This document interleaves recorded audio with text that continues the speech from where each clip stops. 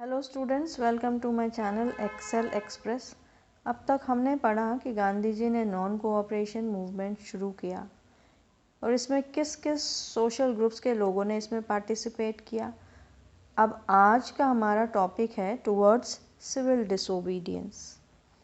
फरवरी 1922 में गांधी जी ने non cooperation movement को विड्रॉ करने का सोचा, क्योंकि उनको लगा कि यह मूवमेंट जो था वह वायलेंट हो चला है, लोग मर रहे थे, चारों तरफ जाने जा रही थी। तो इसीलिए उन्होंने सोचा कि इस मूवमेंट को अब बंद कर दिया जाए और सत्याग्रहियों को सबसे पहले वो प्रॉपरली ट्रेन करेंगे। ट्रेन करने के बाद वो आगे मैदान में उतरने के लिए बोलेंगे। कांग्रेस में ही कुछ लीडर्स जो थे वो मास स्ट्रगल से अब थक चुके थे। अब वे प्रोविंशियल काउंसिल के इलेक्शंस में पार्टिसिपेट करना चाहते थे, जो गवर्नमेंट ऑफ इंडिया एक्ट 1919 के तहत बनाया गया था। उनका मानना था कि वे ब्रिटिश पॉलिसीज़ को अपोज कर पाएंगे और वे पॉलिसीज़ के रिफॉर्म के लिए भी कुछ और आगे लड़ पाएंगे। अब CR दास और मोतीलाल नेहरू ने मिलकर स्वराज पार्टी बनाई, जिससे काउंसिल पॉलिटिक्स में वे वापस जा सके। पर जवाहरलाल नेहरू और सुभाष चंद्र बोस ने रेडिकल मास एजिटेशन और फुल इंडिपेंडेंस पर जोर दिया। अब लेट 1920 में दो फैक्टर्स थे जिससे इंडियन पॉलिटिक्स को रीशेप दिया गया। ठीक है बच्चों, पहला था effect of world wide economic depression. अब इसमें फर्स्ट पॉइंट ये था कि 1926 में एग्रीकल्चरल प्राइसेस जो थे वो बहुत ज़्यादा गिर गए। सेकेंड पॉइंट था एग्रीकल्चरल गुड्स के डिमांड्स गिरे तो एक्सपोर्ट्स कम होने लगी। थर्ड ये था किसानों को अपनी हार्वेस्ट सेल करना डिफ़िकल्ट हो गया था और रेवेन्यू पे करना भी।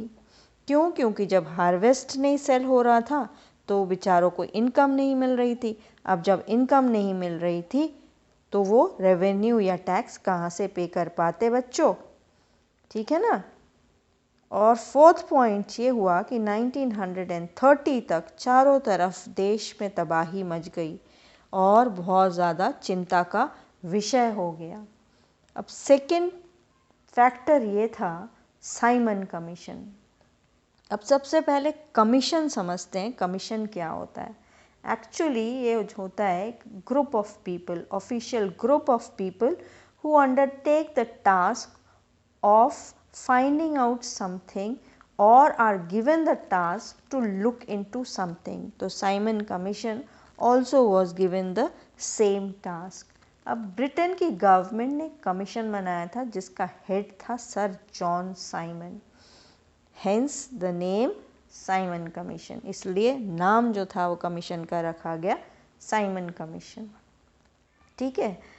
अब Simon commission was given the same task to look into the functioning of the constitutional system in India and suggest the changes. But एक प्रॉब्लम था बच्चों, none of the members were Indian। अब इसमें तो इंडियन कोई था ही नहीं। अब जब इंडियन था नहीं तो इंडियंस को इसमें बहुत गुस्सा आया। सारे के सारे इसमें ब्रिटिशर्स थे, इंडियंस को बहुत गुस्सा आया। अब जब उनको गुस्सा आया तो उन्होंने, जब वो इंडिया में आए, कमीशन जो थी वो इंडिया में आई, तो उनका स्वागत कैसे किया? Go back Simon, go back Simon का स्लोगन लगाना उन्होंने शुरू कर दिया ताकि वो वापस जा सके। और सारे पार्टी साइमन कमीशन के अगेंस्ट हो गई। इसके साथ ही क्या हुआ, लॉर्ड इरविन ने इंडिया को अट्रैक्टिव और लुक्रेटिव ऑफर्स दिए जिससे इंडिया में मूवमेंट बंद हो जाए। कौन सा मूवमेंट? कि भाई हम ये स्वराज के लिए नेशनल मूवमेंट ना लड़े। बट कांग्रेस लीडर्स इससे खुश नहीं हुए और उन्होंने फुल डिमांड कर दी कि भाई हमें तो इंडिपेंडेंस ही चाहिए।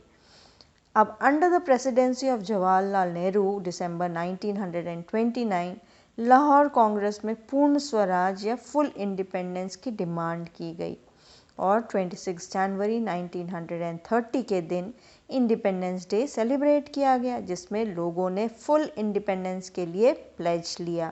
But this did not gain attention, इससे कुछ भी नहीं हुआ। फिर गांधी जी को लगा कि अलग आइडिया और कुछ एक ठोस तरीका ढूंढ निकालना पड़ेगा स्वराज के लिए, ताकि हम कॉन्क्रीट रूप से ग्राउंड रियलिटी पर हम अपना फ्रीडम पा सके। ठीक है, not superficially but on concrete grounds and on reality basis. Okay, तो बच्चों ये था सिविल डिसोबीडियंस के बारे में। मिलते हैं अगले वीडियो में, तब तक बने रहिए मेरे साथ। अब तक हैप्पी लर्निंग।